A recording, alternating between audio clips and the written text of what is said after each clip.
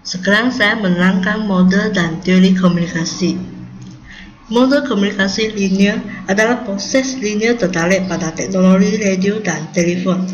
Ia ingin mengembangkan suatu model yang dapat menjelaskan bagaimana informasi melewati berbagai saluran. Hasilnya adalah konseptualisasi dari komunikasi linear. Pendekatan ini terdiri atas beberapa elemen kunci, yaitu sumber, pesan, dan penerima. Model ini bahwa seseorang hanyalah pengirim atau penerima. Tentu saja hal ini merupakan pandangan yang sangat sempit terhadap partisipan dalam proses komunikasi. Model interaksional.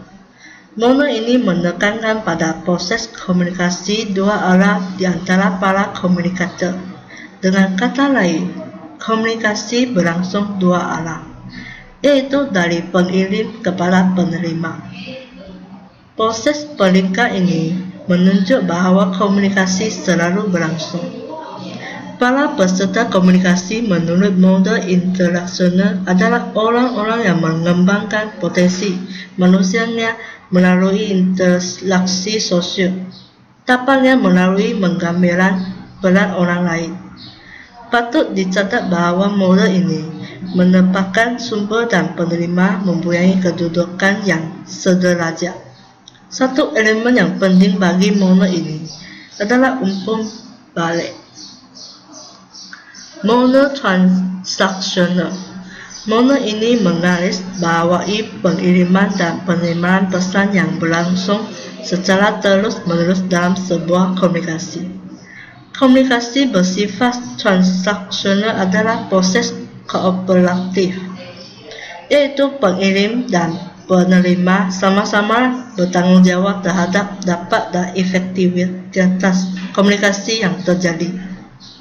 Model ini berasumsi bahwa saat kita terus-menerus mengirimkan dan penerimaan pesan, kita berurusan baik dengan elemen verbal dan non-verbal. Dengan kata lain, peserta komunikasi melakukan proses negosiasi makna. Model Velo.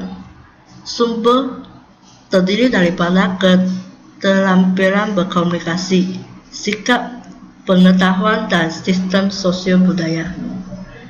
Message terbahagi daripada elemen struktur, isi, treatment, dan kod. Channel terbahagi daripada penglihatan, pendengaran, sentuhan, senyuman, dan berasakan.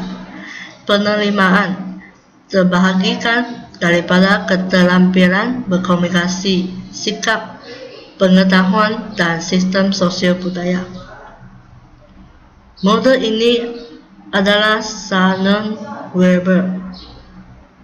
Teori ini melihat komunikasi sebagai fenomena mekanistik, matematik, dan informatif. Komunikasi sebagai transmisi pesan dan bagaimana transmitter menggunakan saluran dan media komunikasi.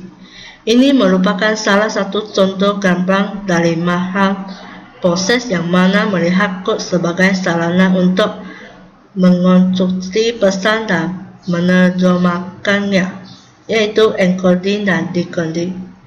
Titik perhatian yang terletak pada akurasi dan efisien proses. Proses yang dimaksud adalah komunikasi seorang pribadi yang bagaimana ia mempengaruhi tingkah laku pribadi yang lain. Jika efek yang ditimbulkan tidak sesuai dengan apa yang diharapkan, maka ini cenderung berbicara tentang kegagalan komunikasi. Ia melihat ke tahap-tahap dalam komunikasi tersebut untuk mengetahui di mana letak kegagalannya. Model komunikasi Laswell.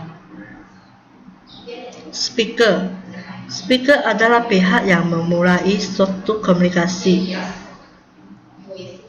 Pesanan, yaitu apa yang akan disampaikan atau dikomunikasi kepada komunikan. Medium adalah suatu alat untuk menyampaikan pesan dari komunitor kepada komunikan. Penerimaan, seseorang yang Menerima siapa biasa berupa suatu kelompok, individu atau organisasi yang menerima pesan dari sumber. Efek yang terjadi pada komunikan setelah menerima pesan dari sumber. Mode komunikasi rasio yang berkesan adalah 3 fungsi. Pertama, pengawasan lingkungan yang mengingatkan anggota-anggota masyarakat akan bahaya dan peluang dalam lingkungan. Contoh adalah pemimpin politik. Kedua, korelasi berbagai bagian terpisah dalam masyarakat yang berespon lingkungan, yaitu pendidik dan penceramah. Ketiga, transmisi warisan dari suatu generasi ke generasi lainnya.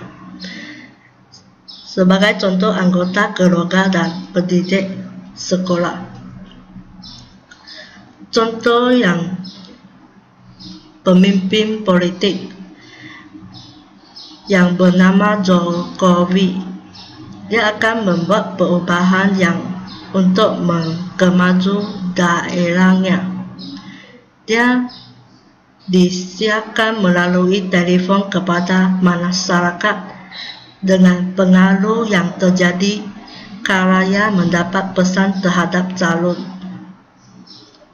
Gubernur memilihnya atau tidak memilihnya. Sekian, terima kasih.